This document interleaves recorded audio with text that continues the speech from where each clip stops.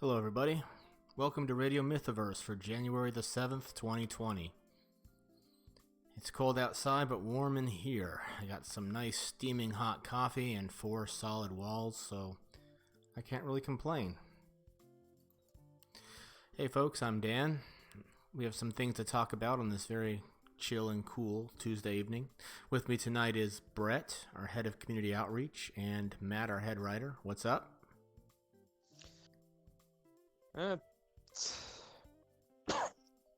Not much. Sound like you're still nursing a flu. Sounds like Yeah, kinda. I think I'm like at the tail end of it. I'm sorry to hear that, man. it's got some issues with connection. He's got some issues with connection? Well, it's fine now. Okay. Alright, well, anyway, so we just got back from winter break. Did you guys have a good Christmas and New Year's? Yep. Well, did you guys do anything? Did you guys do anything? Meet up with family? Spend some time? My family was all the way out in Ohio. I couldn't. No one came down to visit? You didn't go over there to visit? Nah. How about you, Matt? Couldn't. I went over to my grandparents for a roast, hot roast dinner. Oh, I was gonna say, was it a comedy roast or a dinner? No, it was dinner. Okay. My grandfather's not exactly. He likes to cook. He likes to cook. Well, that's good. You make it sound like it's a problem. No, it's not. Never a problem because he makes great food. Okay. What kind of food does he make? What's his specialty? Well, according to one girl I wanted to would eat very little. When he made her a hamburger, she ate it all. Oh, really? Yeah. So it's kind of like those Life cereal commercials, where someone who wouldn't eat normally would eat what was served because it was just that damn good. Exactly. Okay. Well, that speaks highly of his skill, I'd say. So would you say he's more of a griller? Does he saute? Does he do pizza? I mean, what's his repertoire? He leaves it in the oven, basically. Leaves it in the oven? I don't think he's grilled for a long time. Since it seems it take up a lot of work to maintain the grill. I see. Getting everything together. Does he barbecue? Like real barbecue with a smoker? No, nope. Right. Okay. It's just that if he did, it's been such a long time since the last time. I can't remember. Mm-hmm. He's unfortunately at the age where, well, you gotta cut out some things. You can cook. I understand. Yeah, that's not. It's not surprising. Yeah, the older you get, the less you can safely eat if you want to go on sucking air, as Adobe would say. Or even if you got the energy for it. Nice. Which. But we got Deputy Rust in the channel. Yep. Saying he can finally catch one of these. Hey, glad you could catch one of them too, man. Yeah, we're just chilling. We're trying to get back into the swing of things. It's been a long couple of weeks. I've tried to minimize my computer use as much as possible. It was very interesting getting back into my programmer's groove on Monday. So, and I wasn't the only one. Like several of my coworkers, when we gave our updates at our first stand-up, he said, "Well, over the past 2 weeks, I've done my best to forget everything I know. So let's see how well this works out." And then it works out well enough because there are some things you just don't forget. Yeah, no matter how hard you try, like I can never forget how React works. That's just a JavaScript framework. If Denise was here, she'd probably be able to talk shop with me. She's an Angular girl, though, which is a different framework. Actually, framework is a misnomer. React is simply a Vue library that requires a lot of other libraries to work. Angular is a more full-fledged framework. What's that? I'm going to pretend I actually understood that. Well, don't worry about it. It's just, think of it like this. It's just code that makes web pages do cool dynamic things without having to refresh the page. That's an extremely simplistic overview, but whenever your website does something neat, chances are it's using one of these flashy new frameworks like React or Angular or Vue. And that's it. Just a way to develop applications for mobile and web. And I've been doing that for as long as I've been programming. So I would say about, I don't know, probably 15 years now I've been doing this. So suffice to say, I'm fairly comfortable in the field, fortunately. Paying the bills with my mad programmer skills, as Weird Al said. Anyway, so although I did do my best to forget everything I knew over the vacation, we definitely did not sit idle. This month, we are gearing up to complete our Kickstarter fulfillment finally. Over the break, we learned that our current printer would not be able to fulfill for our Kickstarter backers in a timely manner, so Wicked Publishing opened up talks with a couple of other ones. And we're going to go with this one that should be able to get us our proofs hopefully within a week. I spent a fair amount of time with them on chat last night, resolving issues they had with our print files. And what's kind of frustrating for me is I had prepared the print files to specification for our previous printer, and they gave us no negative feedback about it. They just sent our proofs over. So I assumed everything was fine. From where I sat, the PDFs looked like they were just right, and with the proofs looked just right. But apparently they had done some modifications and repaired the print files without letting us know. So here I was with print files that were no good, sending them off to another printer. And so I had to spend at least an hour or two as soon as I got home from work yesterday getting them fixed. From what I understand, they're fine now. But, there we go. So hopefully within a week or so, we'll get our proofs. Hopefully right after we get them, we can approve them. And hopefully right after that, maybe within the next 2 to 3 weeks after that, our backers will be fulfilled. That includes all the books, all the stickers and posters and trading cards. Then we'll be done. The first The Mythoverse campaign will be in the bag officially, and then we can move on to the next phase. And there's a lot in queue, suffice to say. Like, we're not just sitting here waiting for this all to get done. Like, as I've shown everyone already, and Leandra's already finished the first page of Adobe Kroger Dim Commander issue 2, and I just approved the final layout for the cover. It's gonna be badass. In terms of colors, I don't know if Brett Smith's going to be available again. I'll approach him and see if he wants to do it.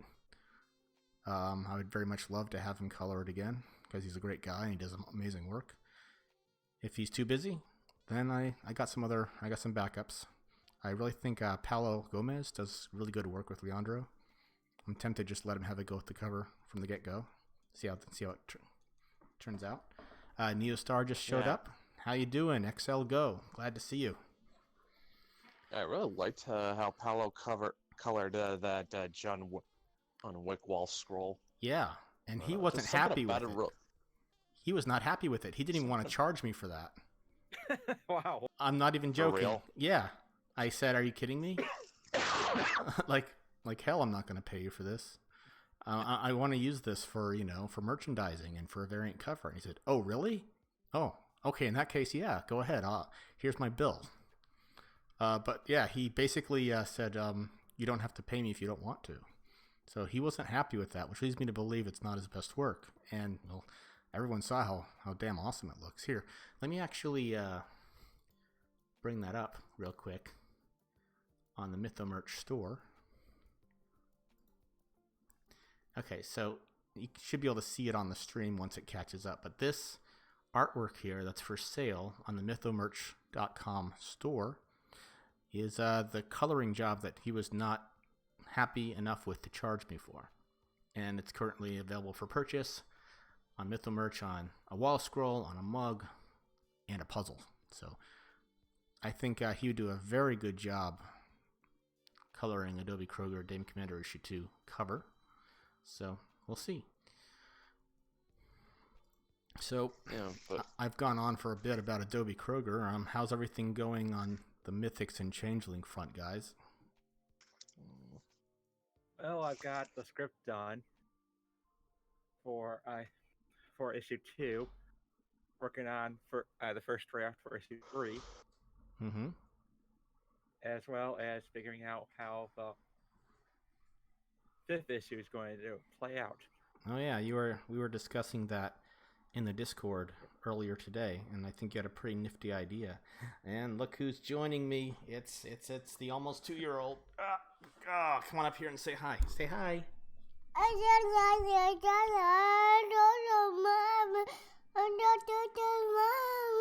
Okay, I think he's saying I can't find mom. I think that's what he said. Well, mom is over in her bedroom, buddy. Why don't you go over there and have a look? Okay, she's folding clothes over there. Why don't you go help her? Okay. Hey guys. Hey. Hi, Dylan. Hey, it's Hey, Dylan. This is the worst time of night for me, I swear. Why? What's wrong? Okay. No, it's just when I'm the most busy. Well, glad you could make it on the panel for however long you could. Always glad to have you here. You missed Dan's. Looks like Dan's kid is still there. Yeah, he is. He just sort of crept in, and I turned around. And he was right next to me. He teleported. He's very, very stealthy. But anyway, yeah. So he said hello to everybody, and it's there, so you can watch the replay if you want to. So anyway, where were we? Yeah, you were talking about Mythics issue 5. There's a pretty interesting twist, or not necessarily a twist, but a character moment that I think is really strong. I think will really add a lot of dimension to the story there, Matt. Oh yeah. Issue It 5, definitely did will. I sleep through 2020 or something? Well, no, we're planning ahead. Like I have the next 2 issues following number 2, so up to number 4 outlined, and number 3 scripted out. Oh well, I guess I should probably do that for my book. Yeah, might not be a bad idea. I should get some more done in the 3rd issue too. Yep. Well, I mean, the third issue I was really struggling with just finding an angle for it, but I think I finally did. yeah, I think it's going in a good direction. We've gotten a lot of feedback ever since we sent out the digital proofs, digital copies to the backers and to a number of folks who gave us reviews. Not all of it was good, but it was all constructive, I think. No one just flat out roasted the hell out of us, but everyone gave us a lot of constructive feedback that was pretty well intentioned, and I think will really help us improve for the next one. And that was what I was really hoping to get, is that folks enjoyed it, but they just want it to be better. And that's the kind of criticism that you like. Well, yeah, I mean, and on that one review Justin did, Victor actually said a lot of the criticism was very helpful. Yeah. For him. Yeah. Victor's actually really committed towards improving the art for Changeling. Yeah, he does have the unfortunate problem of making all of his characters very adorable, cute, and voluptuous. So in our channels, Maeve's mom's posterior makes a lot of appearances snipped out from the rest of the picture. We have to make his mom sick again. We have to make her absolutely sick. Yeah.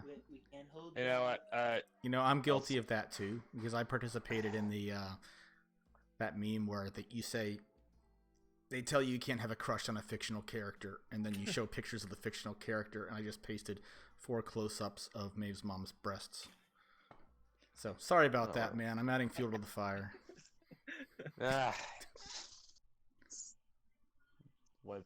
It's whatever at this point. I think it's hilarious. I actually got a page in from Victor a while back. Like I just dumped it in your mom's room to show off, dude. Oh, you jumped at my mom's room. What the hell are you doing there? Oh, you mean our channel? Okay.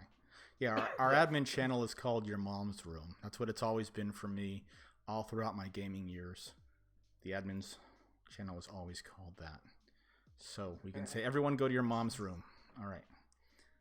Yeah, awesome. Yeah, it looks really cool. Yeah. Nice. Man, those boobies, though. Holy cow.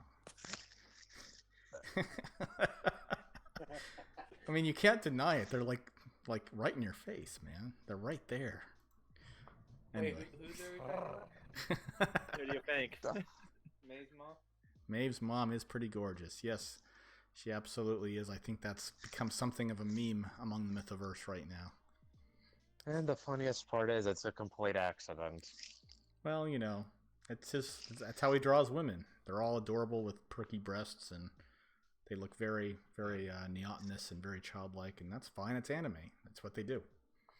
Yeah, well, it's just, well, the thing is, I didn't really tell him what she was supposed to look like, and just, like, he just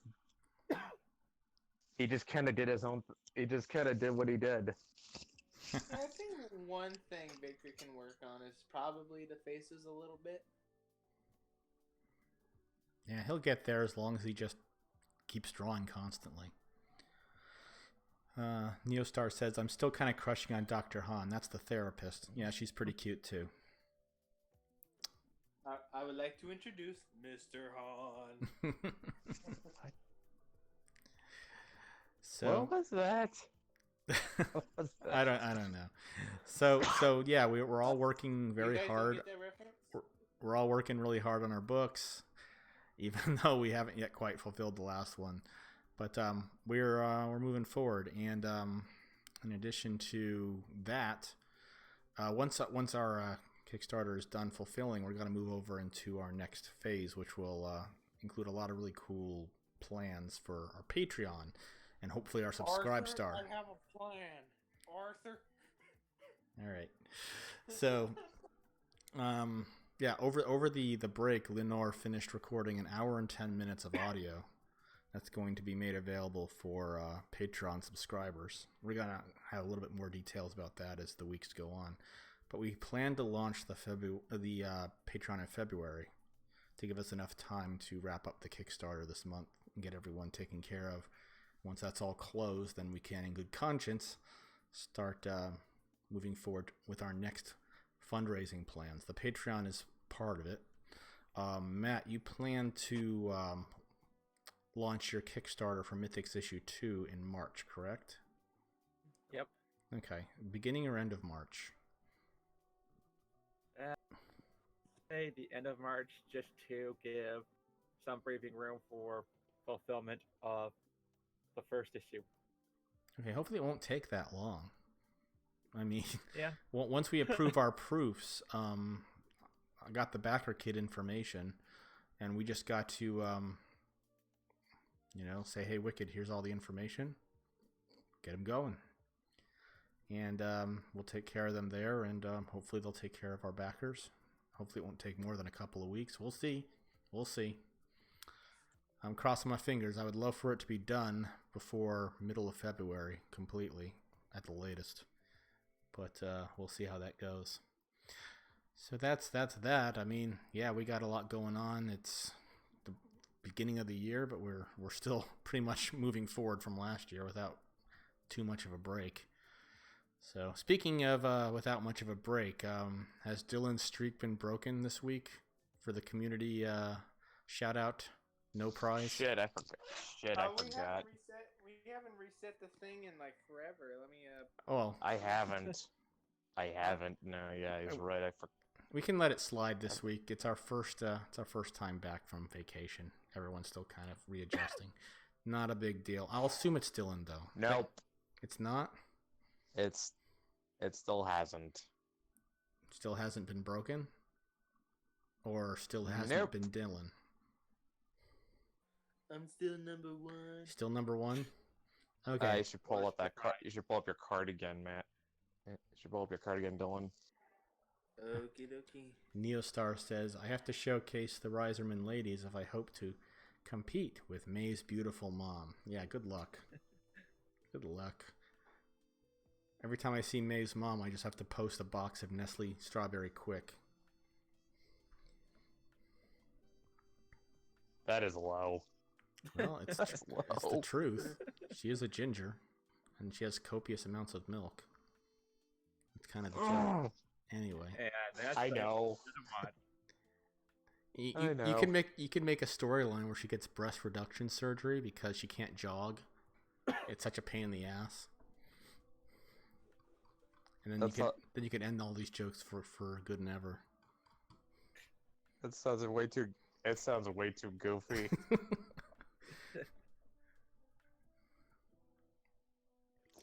Now there's now that's a storyline I never thought I'd say. Deputy Rust. Yes, you can, as long as you can get to the Discord. All you have to do is hop into the Radio Mythoverse voice channel, and you can chat along with us. Yeah, dude. If you're in the Discord, you can just hop in the panel. Yep, it's not restricted. Anyone with access to the Discord can hop in and chat with us. Oh, I've made it. Awesome. How's it going? Hey, Rust. Yo, how goes it? No, doing great. How you doing? I'm tired as hell. I've been working at Staples for the past few weeks, and I've been given a lot of fun shifts. It's been great. Oh yeah, like how fun? Yeah. Graveyard second. About as fun as working in retail can be. Oh yeah, I can say that. I don't miss that. I did everything I could to get out of it. I'm definitely much better working with things than people. Oh yeah, I totally get that. I'm just currently working just to get a good head start. Sure, absolutely. Hopefully, I can I think if I go back to college, I'm probably gonna see if Staples does anything to help with that. If not, well, at the moment, I'm just working here just to make a living and help. Absolutely, myself, nothing basically. wrong with that, man. Honest work is honest work. Yeah, at least I'm losing weight because of it. It's nice. Oh, well, cool, sweet. You can't lose weight. You have to be thick. Oh, Is it thick or is it swole? not getting swole. I'm Not not getting- getting thick. I'm just getting back to me being a scrawny white guy. You have to be dummy thick. Dummy thick.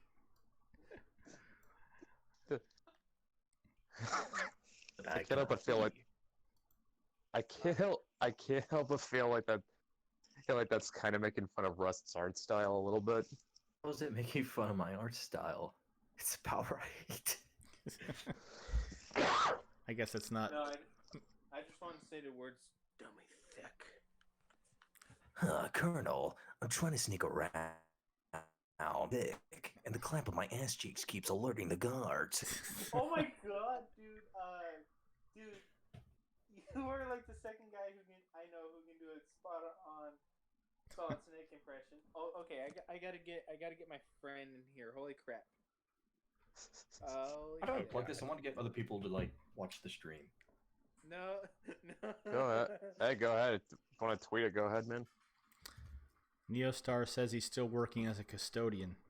Well, that means you can offer I very don't miss sagely world advice to all the young people. Because all the janitors are wise and worldly. Oh.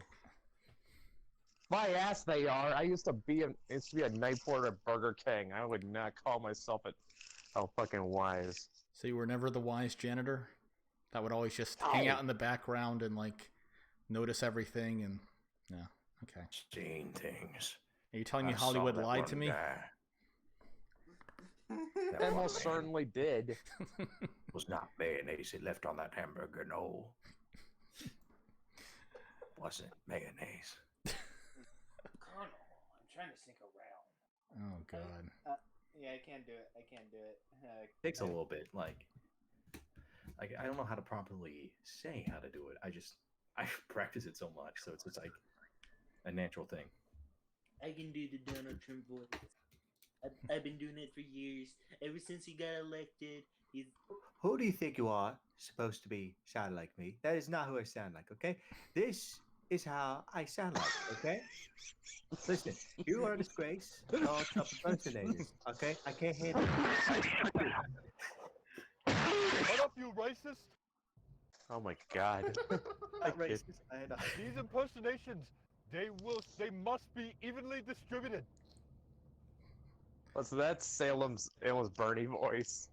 Certainly sounds like it. Who do you think you're talking about? Okay, but what do you think you know about sharing things? Okay, listen, let's talk about Bernie for a hot second. Who the hell does this guy think he is? Huh? He thinks I he goes think that I around am the stealing answer money from to college all kids. of these capitalist problems. Fake news. Okay, listen, you are bald. I am not. That is where the argument ends. Shut up, Donald. I know you stole that. I know you stole that toupee from dying toddlers. That is not from my. Bruh. I did not steal it from dying toddlers. I stole from life toddlers. That's absolutely fake news, Bernie. It's absolutely fake news. Okay, I needed that. Yeah, that was pretty I amazing. know, but you know Let me what? be clear. I've done one thing that you I'm not haven't associated done. with Bernie or Trump, but So Neostar says he'd show us some of his voices if he can ever find time to get on. Well, you're welcome whenever we come on, if you can ever make it. No, most definitely. Yeah. Don't be shy. Whenever we come on, just hop in the video chat, the voice chat, if you can make it. We'll be happy. Were you to just have you. waiting in the wings to use the Bernie impression, Salem? Well, he had the opening. He had to go for it. Do you know what other impressions I can do? I can be What? an ugly barnacle. Oh, Patrick. Me, Wumbo? yes, Patrick. I am needing you to help me steal the secret Krabby Patty formula. Today we are going to be going inside the Krabby Patty. You'll never get this formula, Plankton.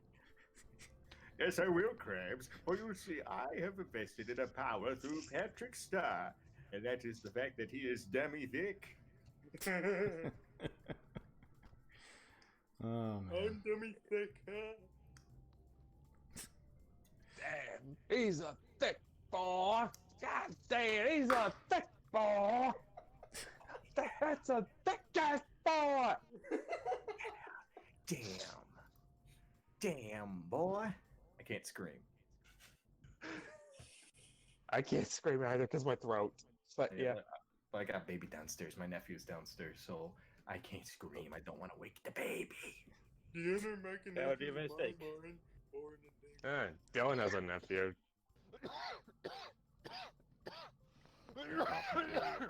Oh God! There's a lot of coughing I'm going dying on again. tonight. Yep. Vote for me. I swear I'm in good health. I wish I could do a good Clinton impersonation. I want to do that. I don't know why. I think it would be fun. No, I could do Bill. I can't do Hillary. Hold on.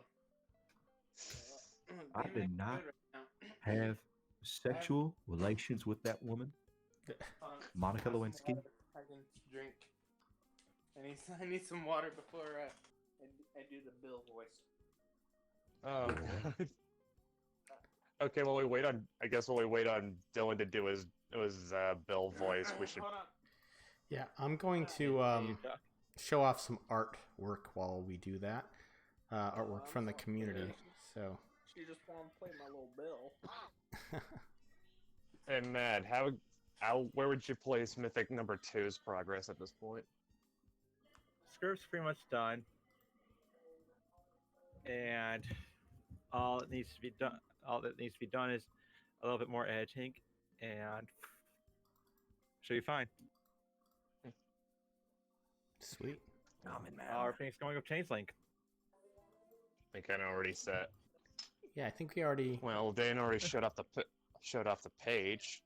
Could also. Yeah.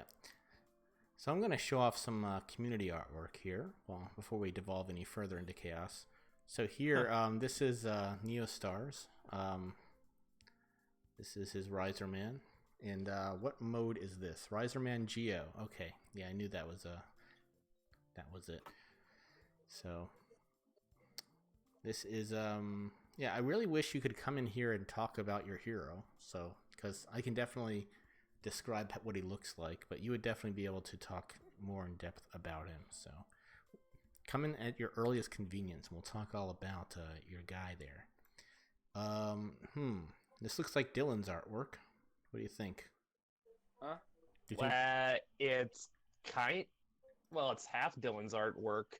At least the colors are. The colors, that's the pencils were done by Monochrome, right? Let me see if I can Yeah, find. that would be.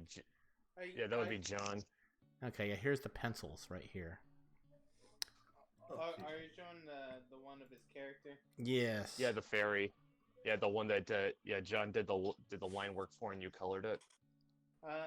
He did the pencils. I did digitally inked and colored it. Okay. Oh.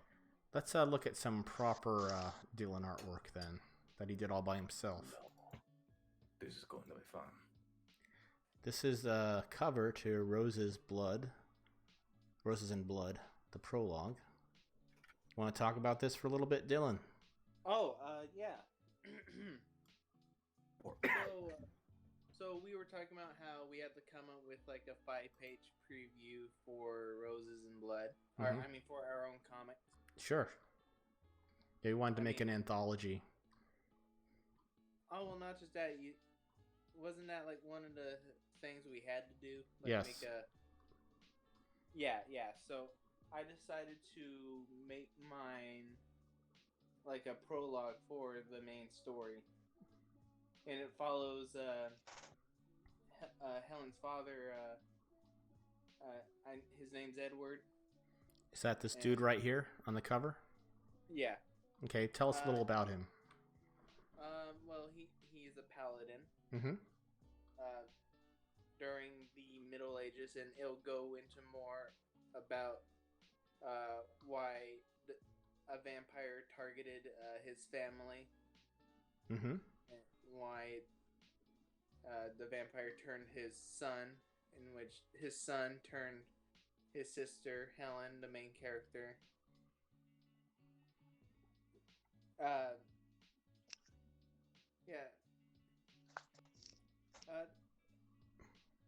Yeah, there's not much. It's only like 5 pages, but yeah, it's gonna give some context to everything.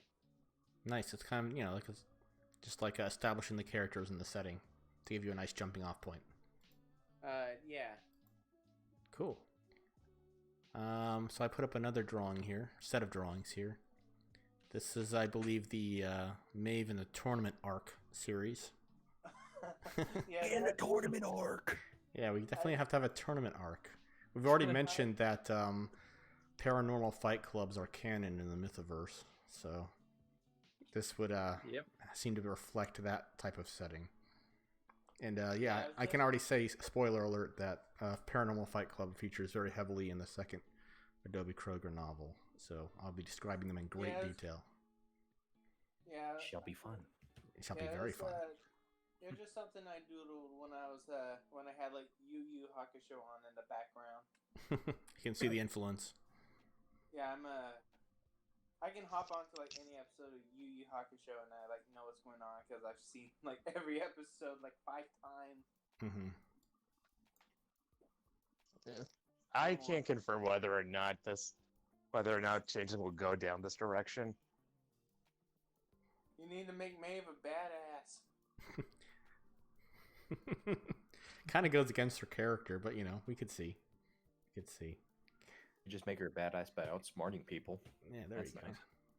Well, yeah. Don't steal my cake, I think. go. It's all good. It's all good. Oh, this is nice. Thank you. I'm gonna put up another one here. Okay, this is a Star Wars drawing from everyone's favorite blind artist. Star Wars! Yeah, so we say.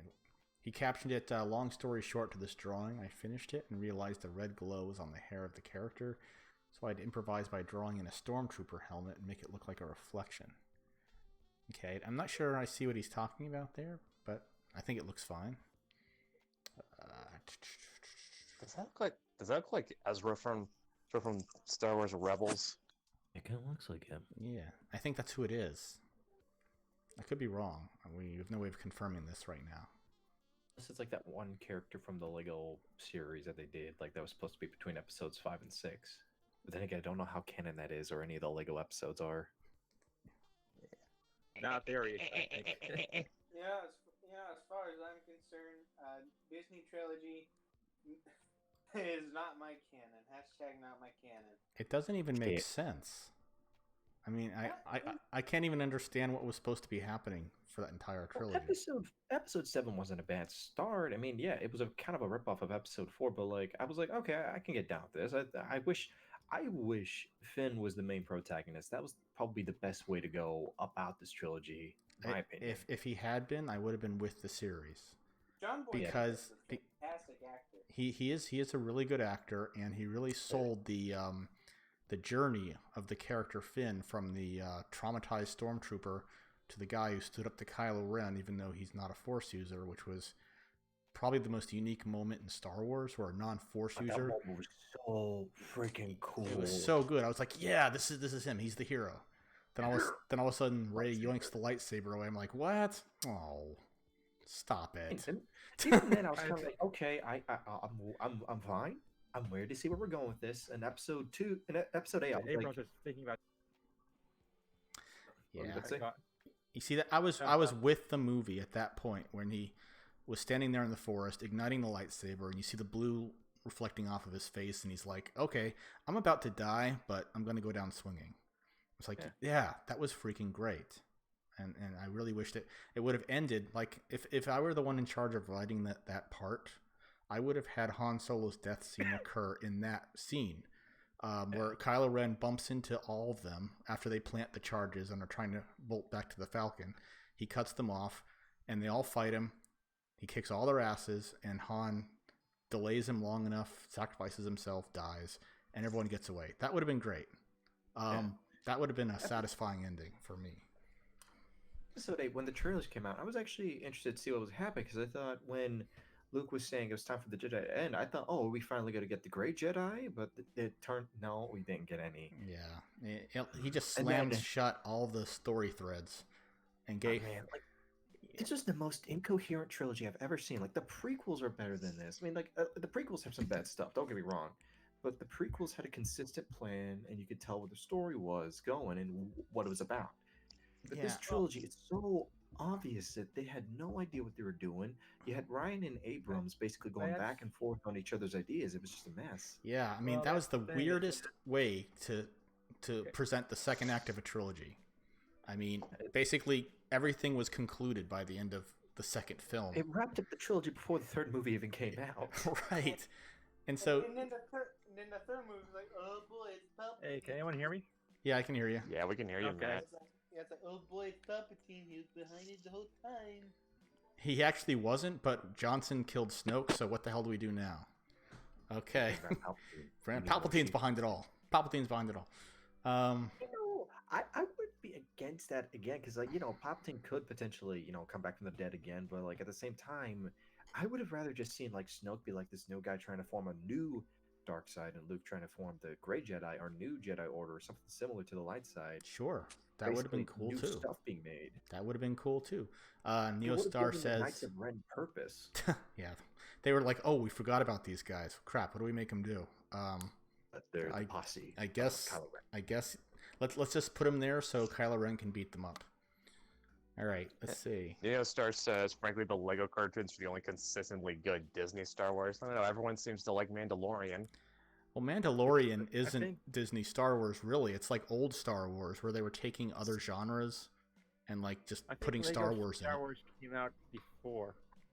My biggest issue is like unlike the sequels, unlike the prequels, where the prequels actually had other prequel content that helped not only focus on movies but like focus on other things and help elevate certain parts of the movies. The sequel series hasn't had anything sequel wise that would like engage you. I mean, everything else has just been OT or prequel stuff. Like, there's only been one sequel series, but everything else, like TV, video game wise, it's all been OT. Colonel. I'm here. Oh my god, he's here. Monster. Hey, We need a snake off right now. We're not doing a snake off here. I'm off duty. Off duty, huh? Well, I guess I'll have to do that later then. Don't sound that brooding. What was that?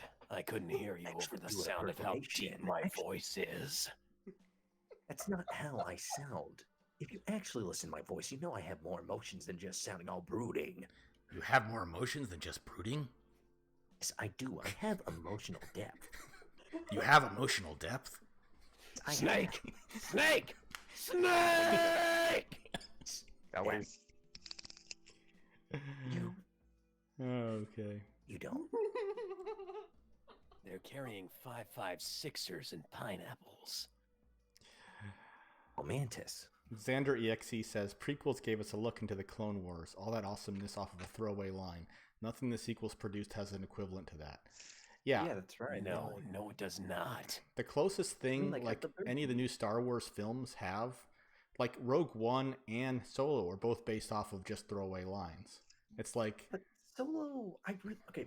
The Rogue One I actually liked. I don't bother to see Solo, but like I don't feel like Solo needed an origin movie. I was fine with him just having a mysterious past and letting it be. yeah, and that's fine. But they said, okay, what do we do with a Solo movie? So they just take these throwaway lines about the Kessel Run and they make that a major plot point, even though it made no sense.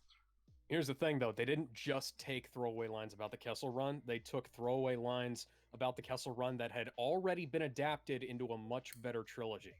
That's right. That's right. I feel They like stole bits and pieces of the Han Solo trilogy and recombined them to make a shallower piece of cinema. because of that, we lost the Obi-Wan Kenobi movie. What a damn shame. Well, there might be a At least TV we're getting series. a TV series. And, I'm and given the alright with that. direction that The Mandalorian has been taking, they might actually do a good job if they just. I'm hoping we get some of the like. You know that fight in Rebels with the fight between Darth Maul and Obi-Wan. I hope we get that adapted into live action. That would be awesome. Literally the only good thing about Rebels. Yeah, I remember that. I thought Rebels was pretty okay. I don't think it was bad, but I will agree it wasn't as memorable as like Clone Wars. It was a Y7FV series in a PG franchise. I can't wait to see that in live action. Glorious. Xander EXE says, never mind them messing with Ashoka past Rebels S2, which even then she should have been left alone.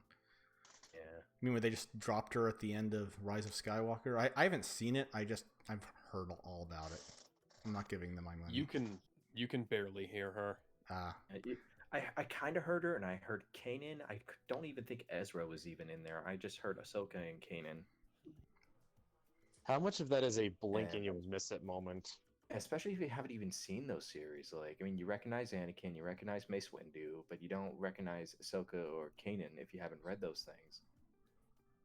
Yeah, if you didn't watch the Clone Wars or Rebels, yeah, it's gonna go. About the most you might make out is, hey, wait a second, why is Freddie Prinze Jr. in this? Right. Neostar says, fun fact, Solid Snake played the second live-action Guyver. In other words, Solid Snake is the Guyver. That is true. One wonders why they didn't get him to be the first one.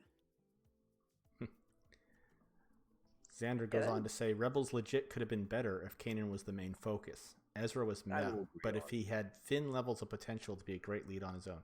Finn was the biggest case of wasted potential I've seen in years.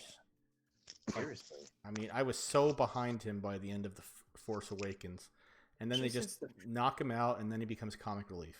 Nonsense. Especially since, like, the whole first trailer was like, oh, Finn's our main protagonist. This is the guy we're going to be behind. All right, I'm behind this. They even give him the saber in the poster because J.J. Abrams is all about red herrings and mystery boxes. It's all about misdirection. And here's the problem. They took China. him out of China. Yeah, China. China's fucking racist. They don't like black people if it ain't Will Smith. Gotcha. That's about the same. That's about it, yeah. Damn, China, always ruining our movies. Yeah, well, you know, Joker made $1 billion without them, so there you go.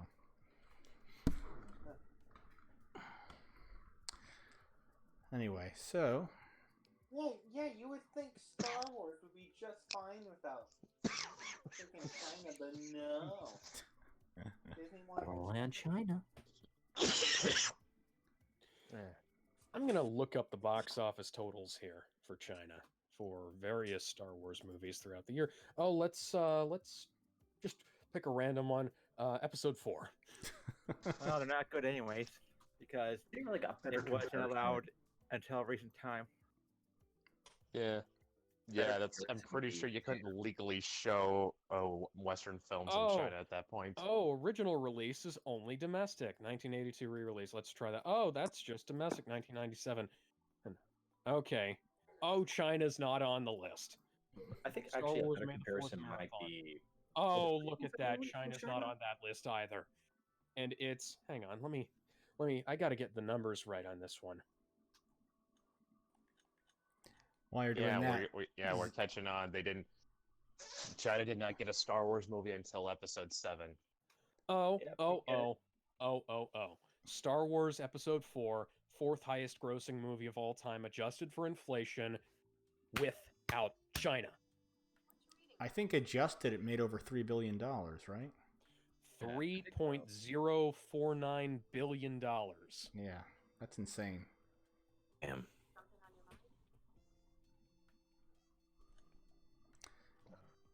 Wow. So Xander says, yeah, those initial trailers really duped us all. Not sure how the main line can be saved without decanonizing episode 7, 9, or pulling an AU. Well, Rise of Skywalker is underperforming. Hasn't even broken $1 billion yet, last I checked. It hasn't. Yeah. It hasn't. Yeah, and it dropped like 81% this past week. So I think it's out of gas. So they may squeak past 1 billion, but that's like a massive disappointment. Considering that 927 million. Oh, wow. That's disgraceful. I mean, this is like the conclusion to like a 40-year saga, and no one gives a shit. That didn't need to happen. The conclusion happened with episode 6, but whatever. Yeah. Everything was wrapped up. Everything was resolved, you know? The conclusion happened in the expanded universe. Which I mean, still... Yeah, I mean, like, if you wanted to do a sequel, they could have... I hate to be the guy who beats that dead horse, but... Could have just adapted the Thrawn books. Yeah, that's like what everyone says. Like, the Thrawns would have been a better trilogy to adapt and, like, take from. Yeah, Neostar says, John Boyega already fought alien invaders with a katana and attacked the block. John had prior experience as a sci-fi hero. They totally wasted a budding action hero. You know, he was actually fun, although the movie was atrocious. He was fun in Pacific Rim 2. You know, he's a fun guy to watch. He's a charming guy. Pacific Rim 2 did better. Kind of hoping his post-Star Wars career isn't too bad. I hope not. I mean, I really would like to see him in more stuff. He's a very good actor. It'd be nice if it didn't go down, if his career didn't go down the same path Hayden Christensen's has. Oh yeah, where you could just get typecast and it's hard to break out of it. What has Hayden Christensen done after Star Wars? He had a couple of films, but Broken Glass, I think. Or was it Shattered Glass? Shattered Glass, I think. Christensen's due for a career comeback. Yeah, he played in 2003, but that was between episode 2 and 3. Yeah, I think he got an unfair shake, honestly. Well, George Lucas is not good at directing people. Yeah, honestly, he should stick to being an idea man and let other people write the scripts and direct. Yeah. He has good ideas. He's just not great at directing or writing. I mean, like, he's one of those types that, like, they have so much creativity, but if they remain unhinged, those ideas go to waste. It's just like one too many ideas here and there. They're not executed properly because they don't have the experience. I mean, they have the ideas, but they don't have the ideas to the experience to execute them properly. Right. He needed to delegate. He really needed to delegate. That would have been a much better series. It's kind of funny because that's kind of what happened with Rian Johnson in episode 8. Because I've seen Rian Johnson's other movies. Like, I just saw Knives Out. Knives Out was actually pretty good. I saw Looper. Looper wasn't bad. Yeah, I've seen Looper too. Actually, here's the thing. Rian Johnson, I don't think is a bad director, but I feel like he really missed the mark with episode 8 and just was so focused on doing whatever he could that it led to a really bad point in the trilogy. Yeah, well, KK just let him do whatever he wanted, you know. Well, that's what happens when you let a first draft go to the screen. I would have preferred, like, if Ryan was actually, like, directed in what to do, like, following JJ's points, I think we actually could have had a better trilogy, but because of that point where where Ryan was allowed so much free reign, it went to the direction it did, and that was not for the better.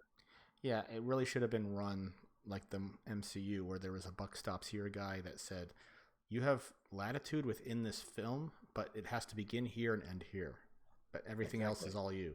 So don't chop off these story threads at the knees. You know, we need to be able to continue on to the next movie. But you have free reign as to how you resolve them. But just make sure you don't just eliminate them like he did. Like, who are Rey's parents? Oh, they're nobody. Snoke's dead. Luke's dead. Leia's not dead. Yeah, the thing is, Leia...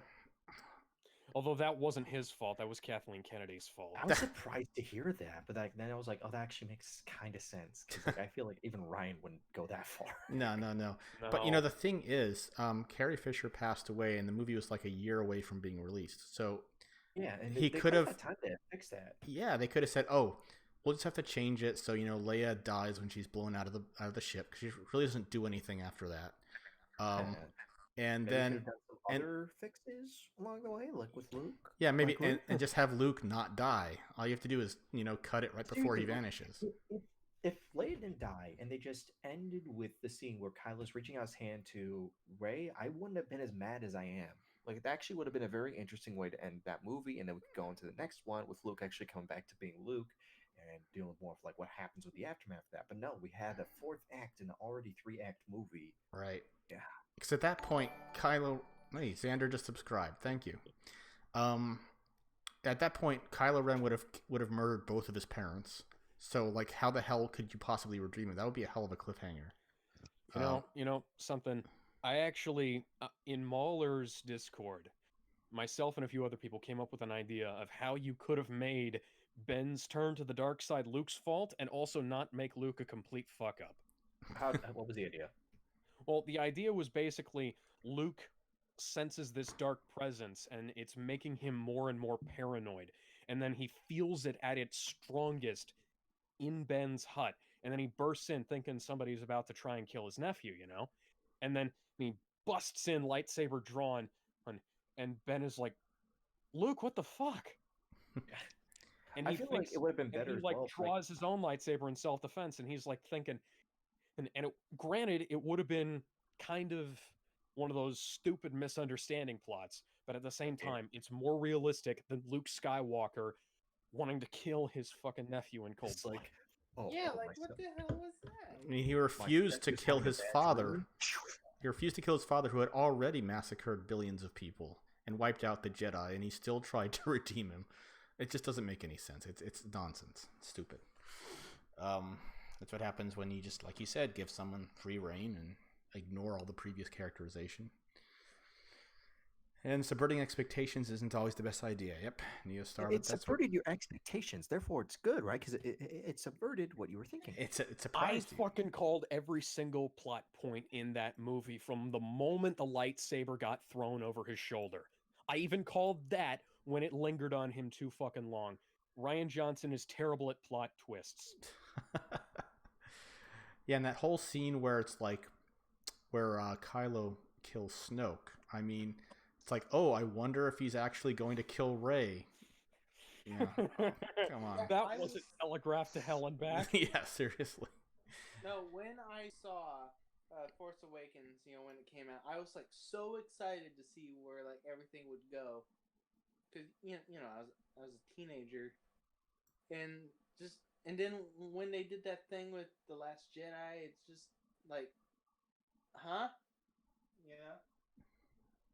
Yeah, it's such a wasted opportunity. You could have enthralled a whole new generation of fans, because people my age would have been thrilled to bring their children in to see all these new movies and get them interested in the brand, and then you got another customer for life. But now my kids don't care about Star Wars, and I don't show it to them. So that was actually my first Star Wars movie as a family, with me and my family.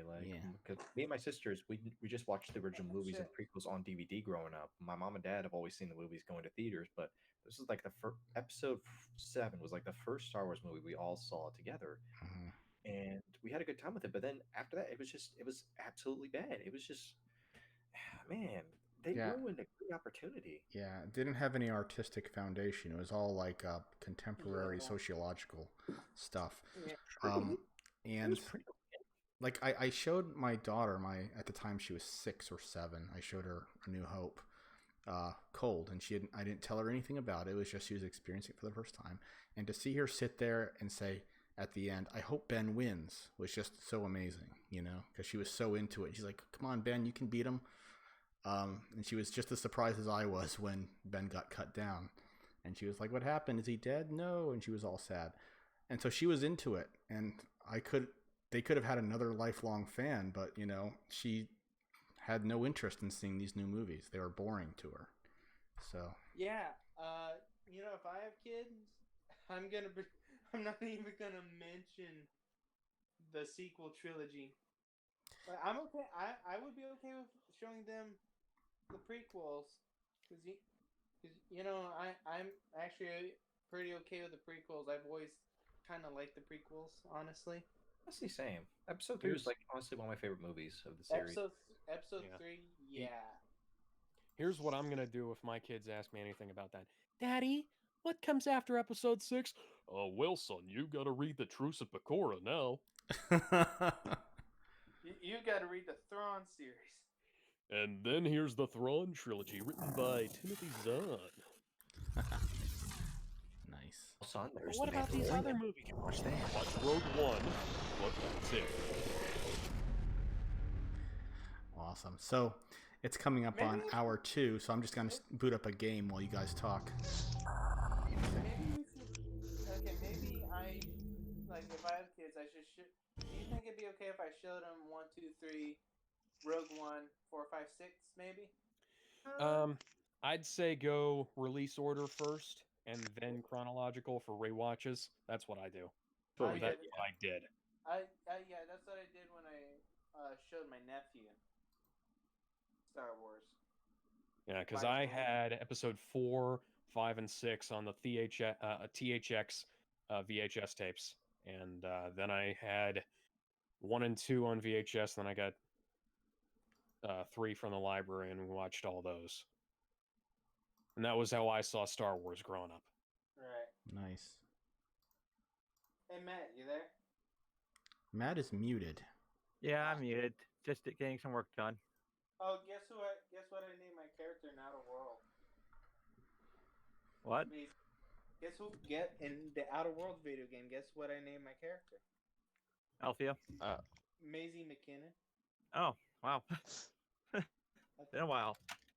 I couldn't think of anything, so I'm like, hey, Matt has a space character.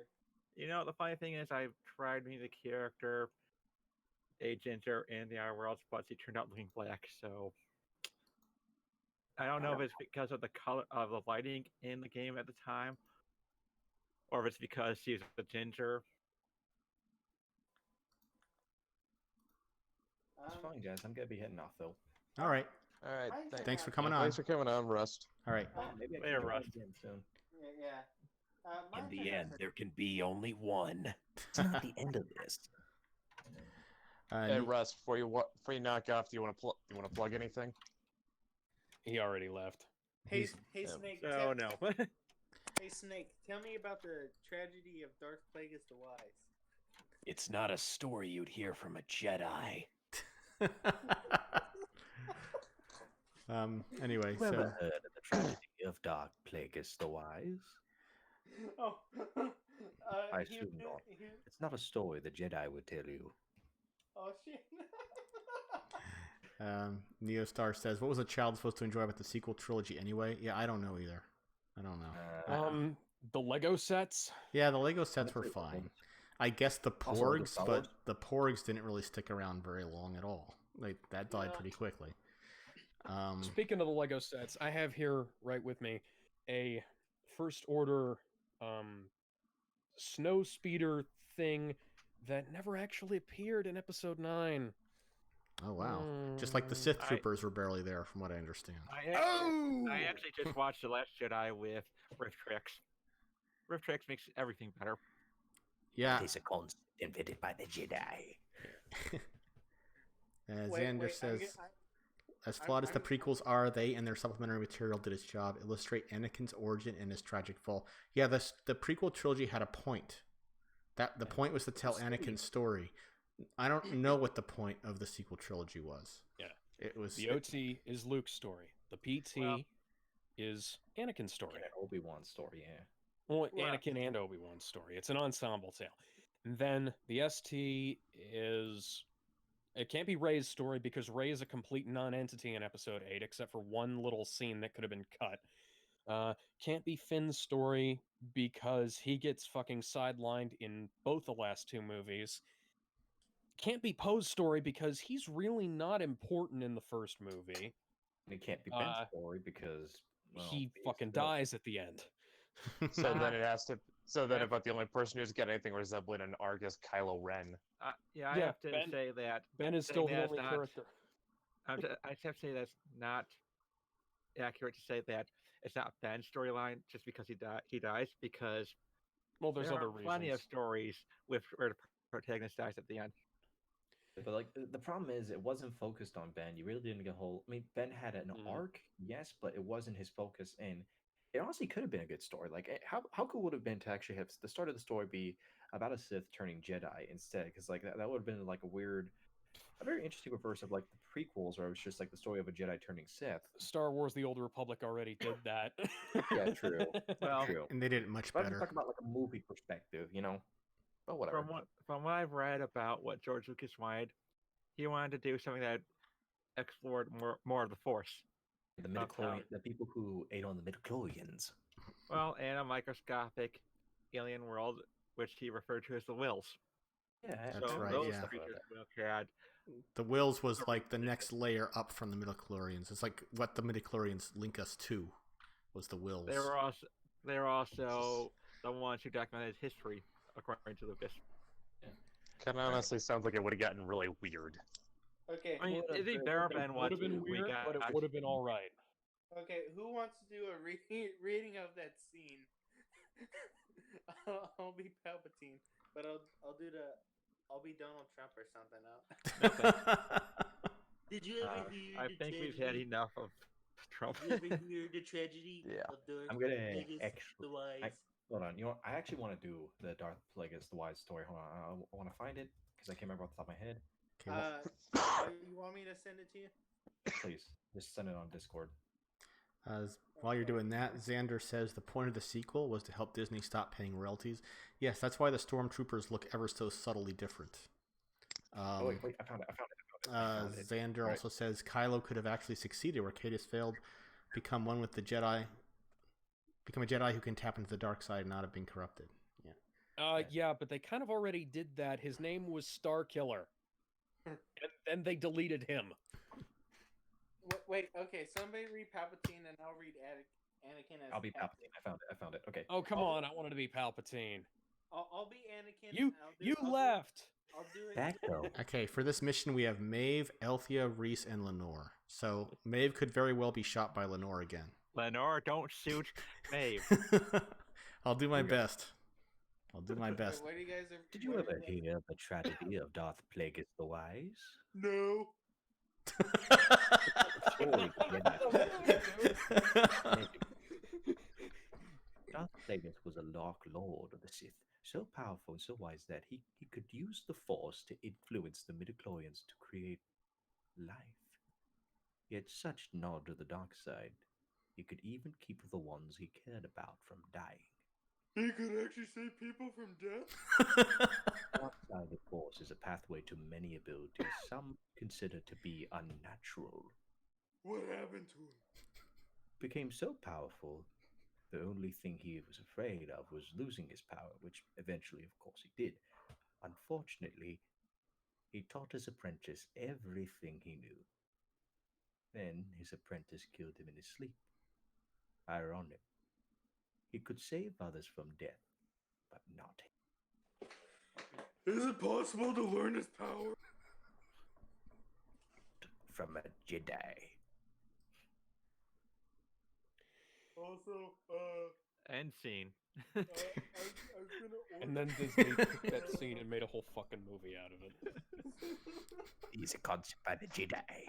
You know, the sad thing about sequel trilogy is that I've seen the pre-production work on the entire trilogy. You know, they've got all of these concept artwork. How they were going to have this whole Luke Ray training storyline. where there'd actually be character moments, then they let Ryan Johnson throw it all out. Yeah, just Kennedy, Johnson, both of you. Also, Stop. JJ wasn't doing much help Well, either. well, the thing is, Well- JJ did something right with the concept art. It looked like he was pushing it towards the right direction, and they wanted he wasn't in charge of what they wanted to do with how they set up the trilogy. They wanted to do separate directors. Unfortunately, they're idiots who don't seem to understand that if you don't keep to the storyline, it's going you get an uneven trilogy. Yeah. Well, here's another problem. They picked the guy who made Looper, a movie with probably more plot holes than actual plot, and asked him to make a movie in a trilogy that was already part of a massive franchise that people know inside and out. And therefore, it wound up with a bunch of plot holes. I think Ryan Johnson might be using the force on my connection because you cut out for a second. What did you miss? It started off with the plot holes in Looper. Oh yeah. Oh, basically what I said was that they took a guy who wrote more plot holes than plot and put him in charge of something that kind of needs to have sort of a steady hand for the details. Ryan Johnson is very much not a details guy. Yeah, pretty much. He's good at being a go-to guy if you want to do some kind of hacky, Yeah. subvert expectations. And here's the thing. If you they were just because the movies had inconsistencies before doesn't mean it's okay for it to have inconsistencies now. When you move forward, you're supposed to iron out the inconsistencies. And this is a problem that has plagued a lot of franchises that have had revivals. A lot of revivals wind up completely contradicting the established history because somebody didn't bother looking at the lore. Yep, and I saw something that he could have subverted expectations for, and it's one of those scenes that people really talked about loving. That scene with the Holdo maneuver, he could have really subverted expectations on that whole heroic sacrifice with, oh, she just committed a war crime. Oh yeah, she just genocided Me, the I'd entire have just thing. had her bounce off the supremacy shields and scatter herself into a million fucking pieces. Because, that's kind of what Han said would happen if they did that wrong in the last movie. Well, All right. uh, So I Okay. need to be doing. if I officially. heard Brett, It was fun. Did It I was say, nice. did I say something? I thought I heard you say something in one of those really low volumes. I didn't. I didn't say anything. Okay. No. I've just been sitting here listening. Yeah, but All right. Well, I'm gonna be getting the going. reason It was All nice right. hanging out with you guys. Nice hanging out. Glad you could See make ya. it. Well, yeah. Before I go, because Brett said plug something. I have two web comics: Unbreakable Iron Ranger and Tool Witch. They're on to Pass and Webtoons. If you like Cowboys and Knights, you might like those series. Otherwise, have a good evening. God bless. Good evening. Thank you for coming. later. All right, good rest. All right, who wants to do a funny script reading of the Obi-Wan and Anakin fight scene? I was going to suggest doing the lines that went into that. Yeah, reading the line. Although I'd change one thing from with Obi-Wan's only a master of evil. Something more appropriate for the character in the Clone Wars, like a master of being caught. Don't lecture me, Obi-Wan. I can see through the lies of the Jedi. I do not fear the dark side as you do. I Just am at now peace. realized that Dylan is putting on the Patrick voice for Anakin. Justice and freedom and security to my new empire. Your new empire. Don't make me kill you. Anakin, my allegiance is to. Fuck the SpongeBob voice. I can't do it. It sounded like you were aiming for SpongeBob, but yet landed on Squidward. Yeah, I can't do that. Anakin, my allegiance is to the Republic, to democracy. If you're not with me, you're my enemy. Only a Sith deals in absolutes. I will do what I must. You will Only a try. Sith deals in absolutes, you barnacle head. I can't do many SpongeBob voices. I could do Patrick, but Dylan Everyone can- already took Patrick. You took my only voice. Now I'm gonna starve. You took my only voice. Now I'm gonna starve. Now I'm just glad I never watched SpongeBob. Are you ready, kids? No. Aye, Captain. I don't know if anybody can hear me, right? Do it. Do it. If you're gonna watch SpongeBob, like at least watch like the first 3 seasons. The latest seasons have actually been pretty good. Yeah, because those were like, because Steven Hillenburg like came back to write those before he passed away. Mm-hmm. Oh, by the way, it looks like John joined the panel. Yeah. Can anybody hear me at all? Yeah, Yeah, we can hear you. You sound like you're communicating via a Xbox Live headset, but yes. Well, that's because I'm actually in the car. I have a little free time, so I'm going to go ahead and join it. Oh, glad you could make it. Getting dinner for my wife. So while I drive, I'll chat. Sweet, please do.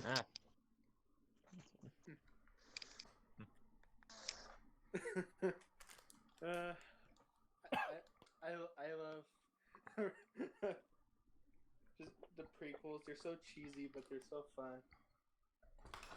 I They think that's also what. tell a complete story. Right. I would honestly prefer having George Lucas write episodes 7, 8, and 9. Yeah, but then we get the weird storyline into the Mythoverse. Listen, it would have been janky fine. as fuck, but it would have been decent at least. It would have Still would have been weird. it would have had a heart to it. A heart and a soul. Yeah.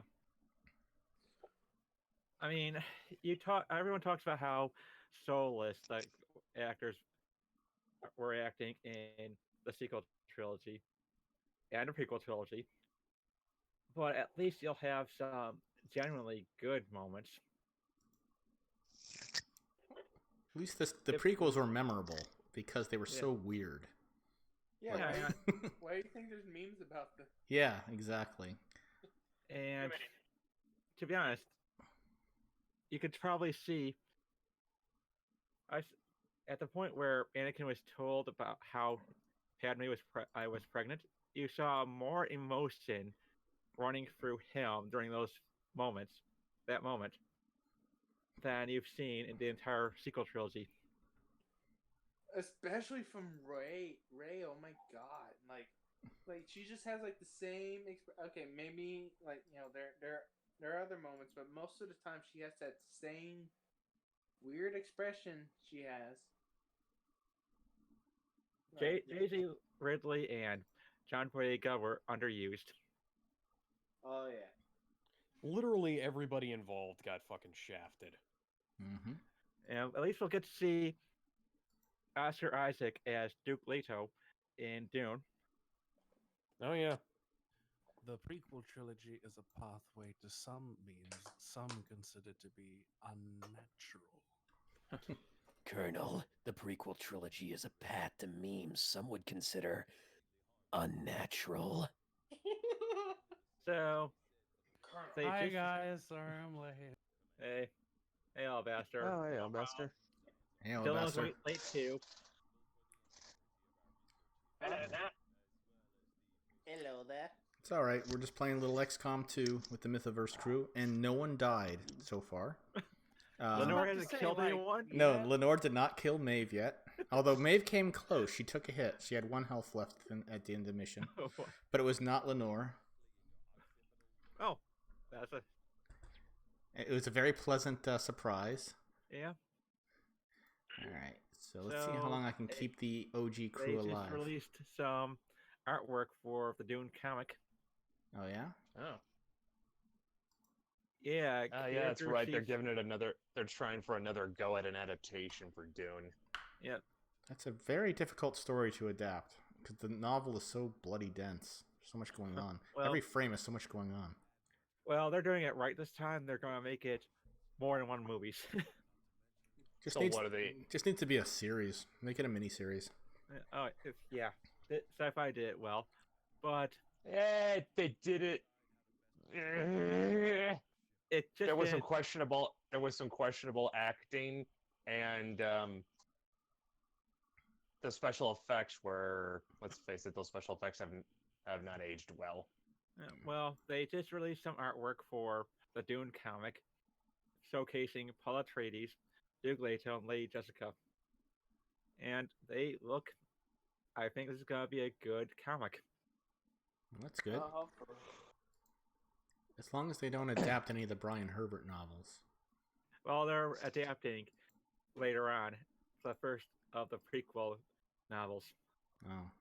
Hmm. Oh, look, Dylan posted a Palpatine stuff. That was the best scene in the entire Oh. prequel trilogy. So you know Speaking who's, of so you know who's adapting Dune to comic? Who? Brian Herbert and Kevin J. Anderson. So this Cool. could go either way. Yeah, speaking of comics, we Well, got I we got a new myth. We got a new Mytho chibi. It's going to go up on the website tomorrow. Yep. If you're on the Patreon, you've already seen it, and it's adorable. Is Introduced a new Adobe gonna character. have to put her hand in a box?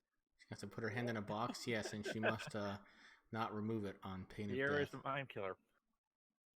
I got to give her own little litany. That's like a parody of that. I've neither read nor seen any of the Dune adaptations. I need to. 1984 Dune movie by David Lynch holds up well. That's the one with Well, the dude you from, say by David Lynch. You say by David Lynch, but he disowned it.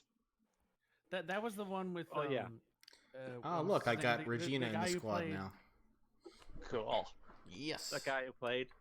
The guy who played Orson in Desperate Housewives. I wouldn't know. Yeah, I wouldn't know I'm either. He currently won touching- Desperate House. That was a good show. I know that Captain Picard was in it. Yep. He was the second choice, actually. The first Gurney Halleck was let go because of his severe alcoholism. My favorite version of Dune is the one that never actually came out. Jodorowsky's. Yeah, it was gonna have artwork by Mobius.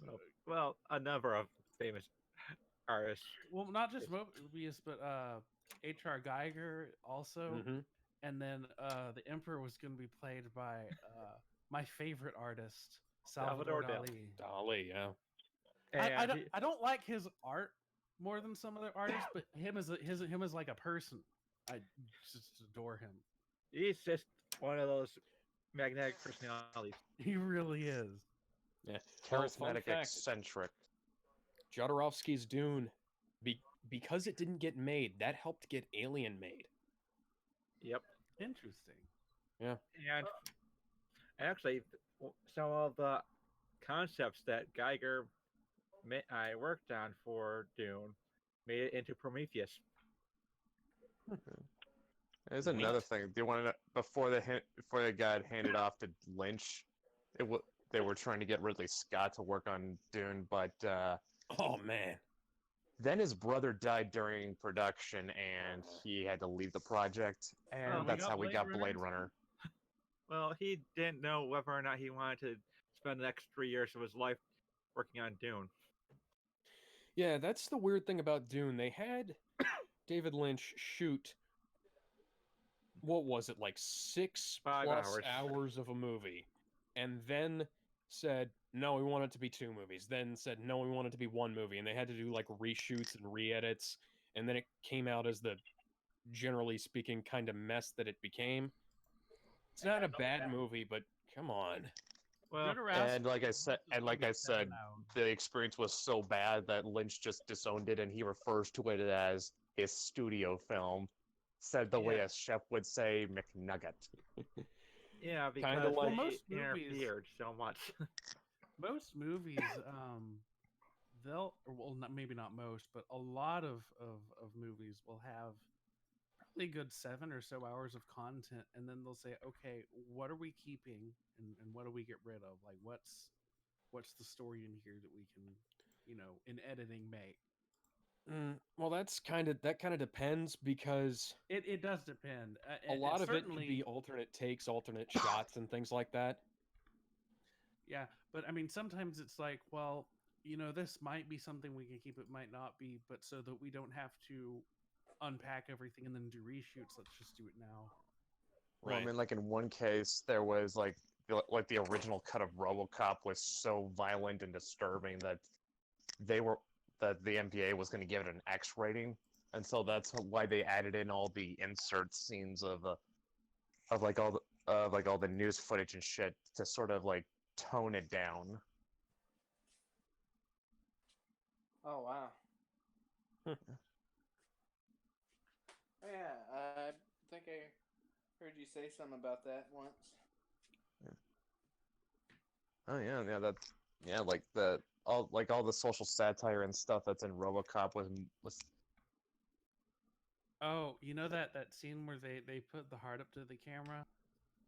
the one where the heart's got a warranty on it. Yeah. There were some people that developed an artificial heart like a year or so ago, and they actually, when they were doing their presentation, they did that. That was good. As an homage. I would feel very, very worried if someone puts an organ under warranty, because anyone who says, "We'll replace it if it breaks," that means they expect it to break. Well, it's better than not having one, because it could potentially break. Dude.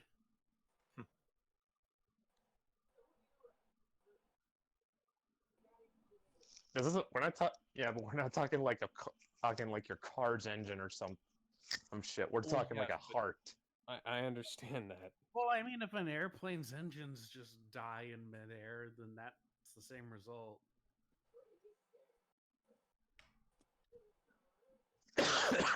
It's like 15 deaths per engine or something.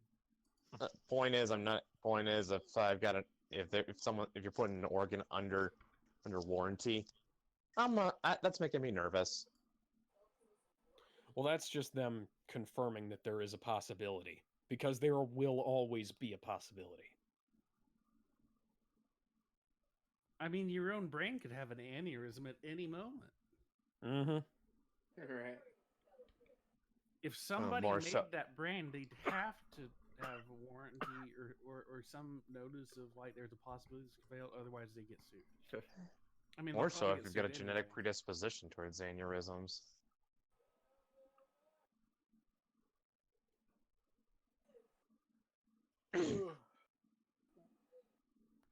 Okay. So how are you guys? How are you? Oh, good. Right now, it looks like Regina's doing great on XCOM. Yeah, she's still a rookie, so if she lives to this mission, she'll get a promotion. I'm hoping that will happen. Somehow I get the feeling Brian would not accept her being a rookie. Well, everyone was a rookie at one point, and that's fair. Everyone has to start somewhere. Yeah.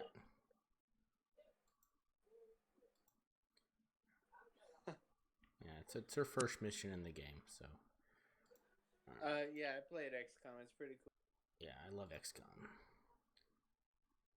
Let me see if I can.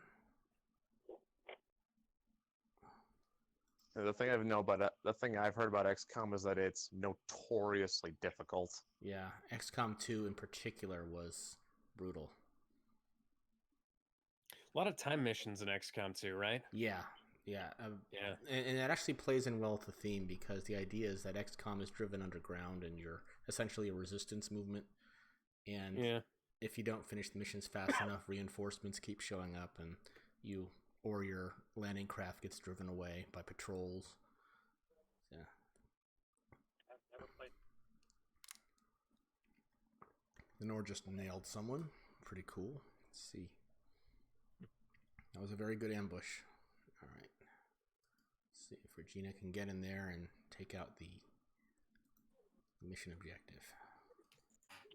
I've been playing Dawn of War Soulstorm, and I've been trying to use orcs in their best capacity, but I don't really feel like I'm learning anything. I feel like I'm just spamming a wall and just swarming things. Well, that's orcs, right? It's all about just spamming the wall. Oh, Regina's dead. Oh. No. Yeah, Regina's dead. Oh, no. Well, I misclicked, and I thought I was opening the door, and she actually stepped one step away from cover, so that was my fault. Sorry, Brian. Oh no. She's not quite dead yet, though. She's getting better. No, she's completely dead. All right. Well, reset. I don't think Necromancy can do that. No, Necromancy God. cannot do that. Twice I finished a stronghold mission only for the game to crash No. before I could save. And the stronghold missions in Soulstorm take like 2 hours. Oh, An hour and a no. half. Oh boy. I got a flank shot here. All right, guys. I have been putting this off for a little while now, but I gotta go get something to eat. Go eat, man. Okay. Y'all later. Later. Bye. Later. Bye. I might be back later. Who knows? See ya. All right, see ya. Bye. If the I'm out. aliens have taken over, why was that car in pristine I'll be condition? right back. Well, it's like V. They didn't conquer. They just sort of Infiltrated. they infiltrated and like became publicly accepted through a So combination was of. it on Politicians. terrorists? Well, it's like propaganda. Like, you ever seen V, where they show up and they sort of just integrate into society through the use of propaganda Oh. and things like that? I actually haven't seen V. I heard it Okay. was bad, so I didn't know. It's bad, but the premise is that these aliens show up and they portray themselves as being friendly, and they very gradually oh look, see, Regina is now a zombie. How appropriate is that? No. They became what she kills. Yes. All right. And Lenore is disoriented. Yeah, I blew this mission. Might shoot Maeve. Yeah. Well, I have 2 turns to blow up this thing, and I'm not gonna do it. So I'm probably just gonna scrub this mission. That one misclick screwed everything up. That's how unforgiving this game is. It sounds like it could get very unfun very quickly. Yeah, it is, unless you save scum it. Let me see. Should I kill Regina? Oh, I can't kill Regina. I had to save scum a lot in what was it? The Elder Scrolls Arena. You know, the very first Elder Scrolls game. I had to save scum the crap out of that game. Oh yeah. Basically, after every time I encountered a monster, even if it was just one monster, save. Yeah, it was that way for me with the original Jedi Knight. That was one of the most brutally difficult FPSs I had ever played. The story mode, like Jedi Knight. Yeah. Which one? That was the first Jedi Knight where you were Kyle Katarn before he became like a The Jedi. one that kind of looks like, and it's just with Star Wars skin. Yeah, I think it uses the Quake engine, if I'm not mistaken. It's been a long time. Yeah, that one. I mean, I guess if you're really young, I found it kind of easy, but I guess. Yeah, FPSs are easier for me, whereas like tactical games are a little more difficult. Yeah, there were just some jumps that were very ridiculous. Like, there was this one jump where I had to make a long jump underneath the Oh the god, ship. I hated old school long jumps. Yeah. So those I would immediately save scum. If I made it, I would save scum immediately. Yeah, if you weren't like a pianist, like a professional pianist or something, you were gonna have a bad time with a lot of those games. Yeah. Oh, and Regina just killed Lenore. Awesome. Oh, fuck. Of Must course. have heard about Lenore shooting Maeve. Yeah. It's fine. I blew this mission so hard. I'm just gonna call it. Oh, I actually took out the target though. So maybe I didn't totally blow it. Anyway. Regina was never the same after hearing she'd be replaced with a black actress in the adaptation. You will not replace me. All right, yeah, I'm toast. If it's anything, I'd be very disappointed. It's such a shame because it's a nice house. It is a nice house. Got that nice hardwood floor. I actually like seeing zombie Regina. I'm not going to target her. I'm going to let her come over and attack me. Here she comes again. Look the way she's hobbling. Hobbling with glee. Oh, man. It's actually a lot more fun now that this it went is actually a lot more entertaining than just normal things are going sort of your way XCOM. Yeah, I have to agree. Here, I'm going to blow up Regina with a grenade. Let me see if I can do that. But I'll take out my own guy if I do that. Oh, no. Well, things happened already. Yeah. I got to reload anyway. I'll take cover and reload.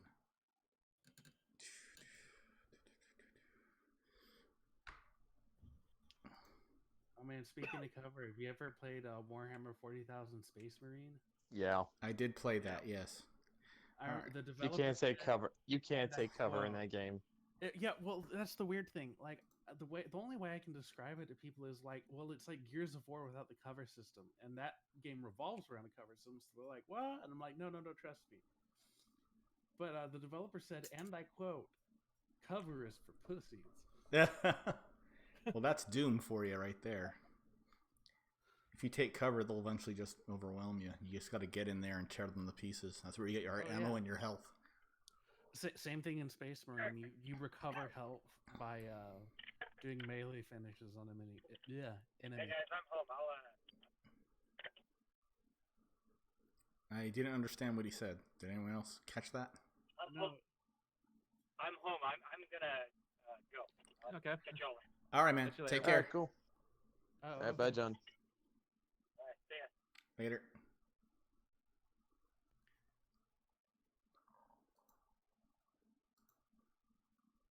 Wouldn't it be funny if a disoriented character accidentally wound up finishing the mission solo? That'd be great. Like the person playing the game just couldn't figure out how the game worked, and they were just failing, and then finally they lost control. They lost control of their character, and it finishes the rest. Yeah, that'd be funny. It feels so hard that you actually won.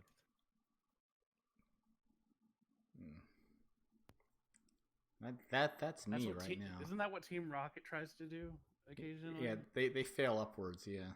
Yeah. Or what's that movie? The producers. Well, yeah. we'll create the worst musical ever, and just do a tax write off on it, and then it winds up being Except like everyone thinks everyone thinks it's terrible on purpose, and then they're forced to ask, "Oh shit, where did we go right?" It's kind of like how you try to make a movie, it turns out so bad that people actually enjoy it. The Room. Or Birdemic. In which case, for Birdemic, you try to make a sequel based off of that, and end up failing because you were sincere. Yeah. I'm pretty sure they were sincere with the first Birdemic. They just didn't know what the hell they were doing. So really, they were insincere with the second one. They were just trying to let's make a bad movie. What they should have done is try to make second serious movie. Yeah, and then the most bizarre thing about Birdemic 2 was the smile of the new main character. It was just so, I don't know. Well, I don't know how to describe it. It's I kind of haven't like seen it. Sharknado. You can't like Sharknado tries to be a so bad it's a good movie on purpose, and you can't do that on purpose. No, those bad movies only work if the filmmakers were trying to do their best and just didn't know what they were doing. That's my opinion. Yeah. Like Sharknado's is self-aware. At least in Sharknado 2, you got to see Will Wheaton get killed by a shark. Fuck Will Wheaton. Yeah, he gets killed in the first 5 minutes. There was a running gag on Jason Pilaro's podcast, which I think there's some guy that still keeps it going. Every live stream he pops and says "fuck Will Wheaton." Well, Will Wheaton's pretentious. Well, he's pretentious. Speaking of bad movies, guess what? What? Fuck you! It's January. It's fuck you, it's year, or fuck you, it's forever. Well, no, it's a January's when the studios release the movies they expect to fail. Yeah, most of them are horror movies. It's the Red Letter Media bit. Like they started out with "fuck you, it's January," and then they said it's extending all year. And now it's "fuck you, it's year," and then it's "fuck you, it's forever." I love those guys. I remember catching on to this when I watched their Plinkett Avatar review, and it's like, James Cameron figured out that if he released his movies in January, he'd make more money that way because all the movies in January are bad. I still have my Titanic popcorn bucket. Oh my god, I still love those guys. Half in the bag. Fuck movie. I don't know why this thing is happening. When are you two fucks gonna finish fixing my VCR? It's been 7 years. It's been 8 years. I want to watch my Night Court tape. I want to watch my Night Court tape. Episode 1 is about as big a disappointment as my son. In my headcanon, there's some critical information for national security on the Night Court tape, and he's just been trying to get it back, and this whole time. And Jay and Mike fucking off is dooming us all. Anyway, so Best of the Worst is also great just because I think one of the best ones was when they were looking at a Neil Breen movie, Double Down, and oh yeah, that was when they had Max Landis in the studio, I think. Yes, and they would not let, and they're asking Rich Evans to give the plot of the movie, and they're just not letting him get an award in edgewise. Yeah, that was great. That was hilarious. Do we see his ball sack? Do you see his ball sack? I see his ball sack! I see his ball sack! Yeah, the best ball sack! Oh man, I could watch their videos for hours. I actually find their reviews sometimes more entertaining than the films that they're reviewing. Okay, I'm back. Who are we Hey, talking about? nah, we're just Red Letter Media. Oh my god!